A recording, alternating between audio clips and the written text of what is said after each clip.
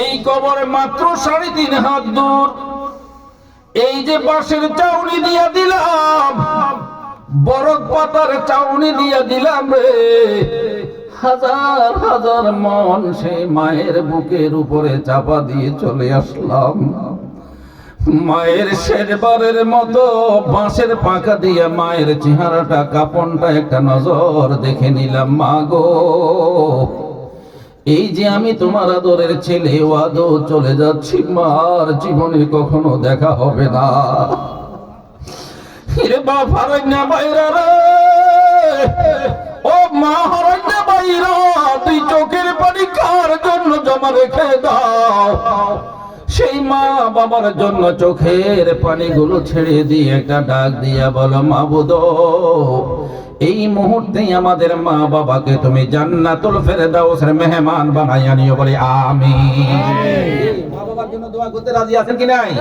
দেখ সকলে এই মুহূর্তে একটু দোয়া করে দেন তো, সবাই বলি রব্বির রহমহুমা কামা রব্বায়ানি। সাদা কাপড় পরাইয়া কাঁধের উপর চড়াইয়া কহি যাইতাছ মায়ের লইয়া রে গ্রামবাসী, একটু দাঁড়াও মায়ের দেখি। আল্লাহু আকবার বলবেন না? মা কি সম্পদ হারাইছো রে ভাই, বাপ কি সম্পদ হারাইছো, যারা হারাইছেন তারাই বোঝেন। সেই বাঁশের পাকা দিয়ে মায়ের কাপড়টা একটা নজর দেখে নিলাম।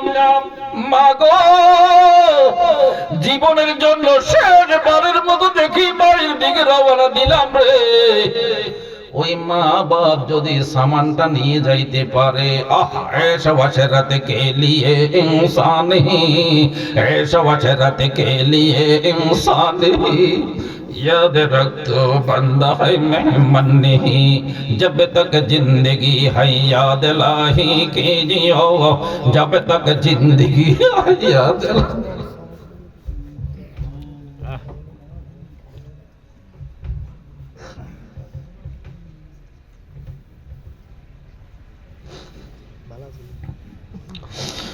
जब तक जिंदगी है याद लाही कीजियो, खाली हाथ मत करना पहुंचे थोड़ा ले जियो।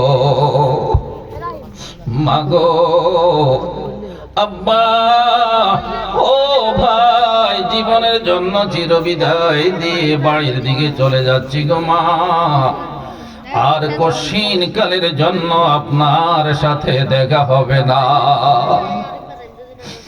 এরে ভাইরা, আপনি আর আমি যদিও কবরটা দেখা 2 হাত পাশ দেখি রে, যদিও 3.5 হাত আপনি আর আমি দেখি, মদিনার কামলিওয়ালা নবী ফরমায়, উম্মতেরা রে যা যা, ওই মদিনার রওজায় যিনি শুয়ে আছেন সেই নবীজি আমার ঘোষণা করে দিয়েছে, উম্মত রে, যদি কবরের সামান নিয়ে যেতে পারো, ওই কবরটা তোমার জন্য আর 1.5 হাত 2 হাত পাশ থাকবে না।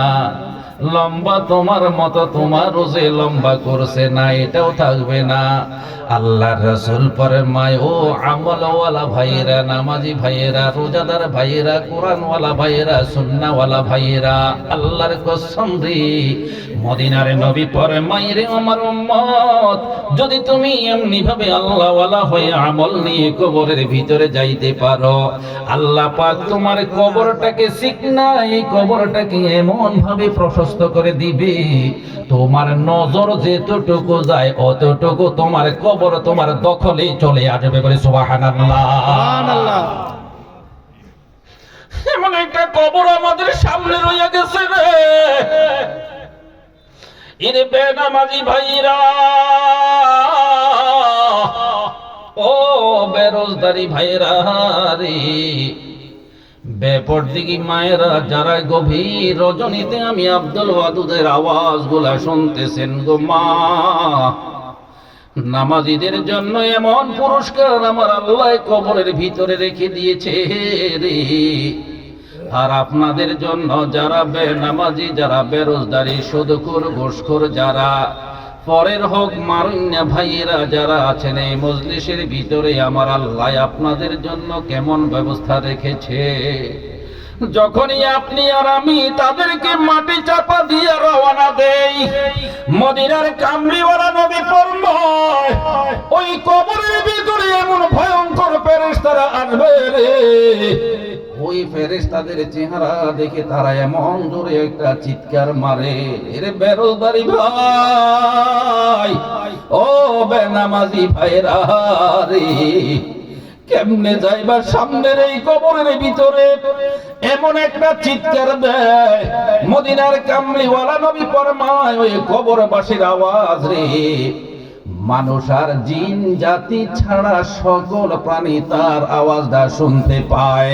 যদি মানব জাতি তার এই ভয়ঙ্কর আওয়াজটা শুনতে পাইত, সে বাড়িতে যাওয়ার মতন সুযোগ থাকতো না, সে পথের মধ্যে হার্ট অ্যাটাক করে মারা যাইত। কথা বলেন ঠিক না বেঠিক? সুতরাং সেই ভয়ঙ্কর জায়গা, ও নামাজি ভাই, আপনার জন্য কবরটা এমন ভাবে প্রশস্ত করে দিবে রে, কিয়ামত পর্যন্ত আপনার কবর প্রশস্ত হয়ে থাকবে। আর বেনামাজি ভাইরা যারা আছেন শুনে নেন, আপনার জন্য কবরটা প্রশস্ত হয়ে যাবে, বিশাল এরিয়া নিয়ে প্রশস্ত হয়ে যাবে। বেনামাজি ভাই, নামাজি ভাইদের জন্য আমার আল্লাহ তার নজর যাওয়া পর্যন্ত যতটুকু যাবে অতটুকু প্রশস্ত করে দিবে, আর এটাকে আর সংকীর্ণ করবে না। ইরে বেনামাজি ভাইরা রে, মদিনার নবী ফরমায় আপনার মতো বেনামাজির কবরটাও প্রশস্ত হয়ে যাবে, যতটুকু আপনার নজরে যাবে এতটুকু কবর প্রশস্ত থাকবে রে। মুহূর্তের মধ্যে কবরটা মাটির দুনিয়া চুরমার করে এমন ভাবে আপনাকে একটা চাপা দিবে রে। আল্লাহর রাসূল ফরমায় রে উম্মত শুইনা রাখ, মদিনার কামলিওয়ালা নবী একটা আঙ্গুলের ভিতরে আরেকটা আঙ্গুলে এইভাবে দেখাইয়া তিনি সাহাবায়ে কেরামদেরকে জানাইয়া দিলেন, সাহাবীরা রে, তোমরাও জেনে রাখো, আমার আখিরি জামানার উম্মত গুলোকেও তোমরা জানাইয়া দিও, যারা ওই কবরের ভিতরে নামাজ ছাড়া আসবে, কবরের ভিতরে যারা কোরআন নিয়া কোরআন ছাড়া আসবে, কবরের ভিতরে যারা গুনাহ ঘাটতি নিয়া যারা কবরের ভিতরে আসবে, দুই দিক থেকে মাটি এমন জোরে তাদেরকে চাপা দিবে। রাসূল একটা আঙ্গুলের ভিতরে আরেকটা আঙ্গুল দেখাইয়া তিনি বলে দিলেন, দুই পাঁজরের হাড় ঠিক এমনার একটার ভিতরে আরেকটা এইভাবে ঢুকে যাবে, বলে নাউযুবিল্লাহ। ভয়ঙ্কর শাস্তি।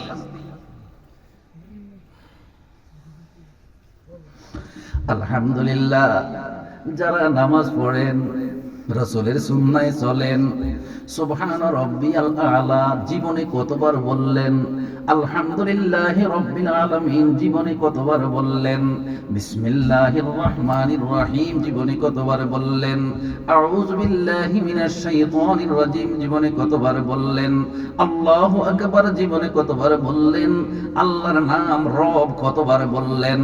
আলহামদুলিল্লাহ, আপনার মতো বেহেশতিটাকে সুন্দর করে বসায়া দিবে, বসাইয়া আমার মদিনার কামলিওয়ালা নবী ফরমায় প্রশ্ন আগে আউট করে দিয়েছে, যেই জায়গায় কোনো সাহায্যকারী নাই, যেই জায়গায় কোনো মদতকারী নাই, যেই জায়গায় কোনো টাকা পয়সা ঘুষের লেনদেন নাই, ওই জায়গার প্রশ্নটা কি হবে আমার রাসূল আগে জানাইয়া দিছে।